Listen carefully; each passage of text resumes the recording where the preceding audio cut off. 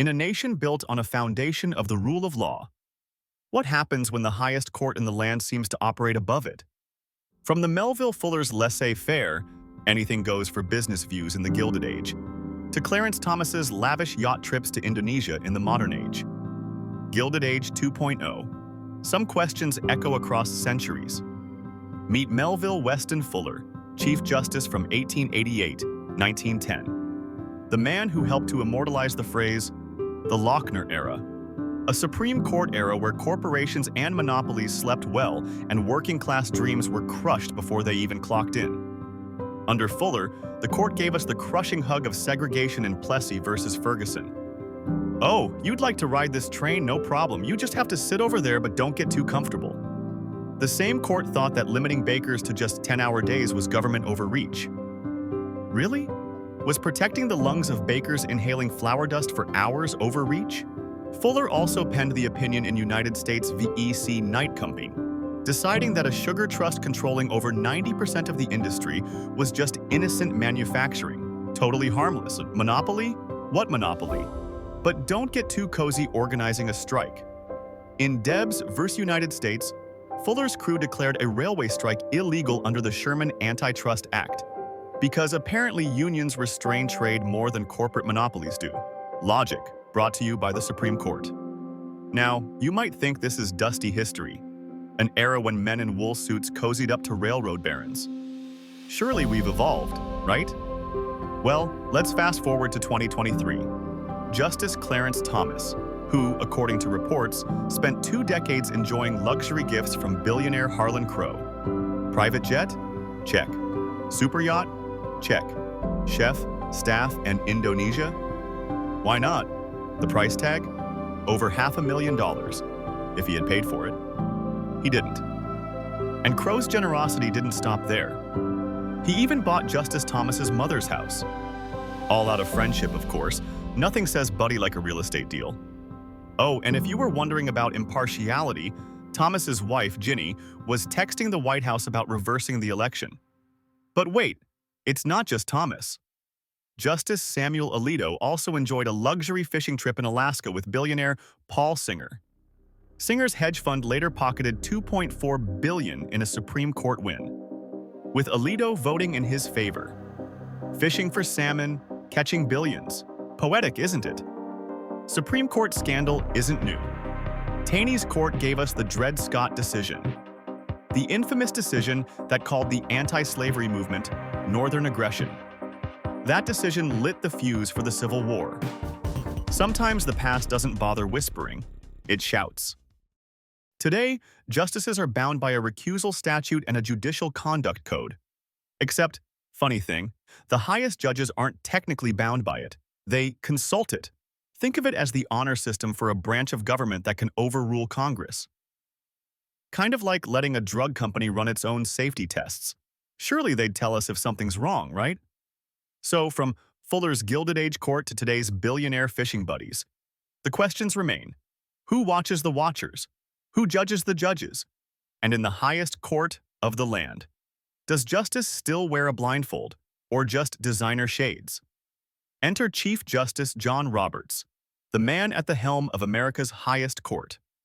When the Senate Judiciary Committee asked him to testify about the Supreme Court's swirling ethics controversies, Roberts politely declined. Instead, Roberts sent a letter telling Chairman Dick Durbin that appearing before Congress would harm the independence of the judiciary. Independence, it seems, is sacred, especially when questions get uncomfortable. Roberts assured the Senate that the justices already follow all ethical principles and practices. Case closed, right? Durbin thought otherwise. He warned Roberts that if the court can't clean its own house, Congress may do it for them. And when asked whether Justice Thomas should face consequences for his billionaire-funded adventures, Roberts shrugged at history. Few justices have ever faced real penalties for breaking ethics norms. Translation: don't hold your breath. Roberts doubled down, arguing that testimony before Congress is exceedingly rare because of that trusty old separation of powers. But separation doesn't mean insulation from accountability, at least not for the rest of us. Then there's Justice Neil Gorsuch. In 2017, fresh from his Senate confirmation, he and two partners sold a 40-acre Colorado property. The buyer? Brian Duffy, CEO of Greenberg Traurig, one of America's largest law firms. Gorsuch did disclose the sale, but conveniently forgot to mention who bought it. Small omission, maybe, except that Duffy's firm had 22 cases before the court. Gorsuch weighed in on 12, siding with the firm 8 times. Some call that coincidence, others call it a conflict.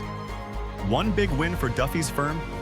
Gorsuch joined the opinion gutting the Environmental Protection Agency's power to limit carbon emissions. It's poetic in a tragic sense, especially since Gorsuch's mother, Anne Gorsuch, once ran the EPA herself into the ground, slashing its budget and gutting clean water protections back in the Reagan era. And if you think this is just a conservative habit, think again. Even the iconic Ruth Bader Ginsburg took an all-expenses-paid trip to Israel, bankrolled by billionaire Morris Kahn. Conveniently, a Kahn-linked company won a patent case at the court just a year before. When Senator Grassley suggested adding an inspector general to oversee the justices, Ginsburg called the idea Stalinism. Stalin, the man who killed millions, apparently on par with an American senator proposing a little oversight. It doesn't end there. Breyer enjoyed dozens of Pritzker-funded trips. Kagan, a portfolio brimming with investments. Kavanaugh and Sotomayor, plenty of trips, plenty of trusts. Even Roberts himself reports about 50 investments, with the same big banks and firms that occasionally appear before the court. James Madison warned about this very thing. No branch should claim exclusive or superior right, but lifetime appointments mean that justices not only get the last word on your rights, they police themselves too. Just recently, the Supreme Court gave the green light to finish the Mountain Valley Pipeline, a 303-mile gas line pushed into law as a side deal in the debt ceiling bill. Thanks to Senator Joe Manchin, they tucked the provision deep into unrelated legislation. They were able to block lower courts from any kind of challenge in the future, and the Supreme Court nodded along. Under fire, the court unveiled an ethic code in November of 2023. Historic? Sure, but critics say that it is a paper shield, vague, voluntary, and toothless. They even softened the language of the statute from shall to should. That's a lot of room for interpretation in just one word. So here we are, a court that sets the rules, judges the rules, and breaks the rules with no real consequence. Madison warned us, and today, with billionaires, backroom deals, and conveniently forgotten loans for motorhomes, the question echoes louder than ever. Who judges the judges? For nearly 2.5 centuries, the Supreme Court has shaped the boundaries of American life, deciding who counts, what freedom means, and where the power of government ends and begins. At its best, this court has expanded liberty, defended the powerless, and kept tyranny in check. But at its worst, it has bent the law to the will of wealth and whispered promises behind closed doors. Behind the black robes are people, flawed, ambitious, tempted like anyone else. But unlike anyone else, they answer to no higher bench, no voters, no term limits, no real watchdog. James Madison saw this danger coming. When power polices itself, power grows corrupt. And when corruption wears a robe, it calls itself justice. But a democracy is not marble and robes alone. It is people, vigilant, questioning, demanding better. Ethics codes mean nothing without enforcement. Independence means nothing without accountability. In the end, democracy's last safeguard is you. Ask the hard questions. Demand transparency. Because no one, not even the highest court in the land, should stand above the law. If you've enjoyed this video, please click the like and subscribe buttons. If you would like to get your own copy of Corporticians and Revolving Doors of Power, please visit Amazon Books, Barnes & Noble's online bookstore, or visit clevelandkelly.com. That's KELLY.com.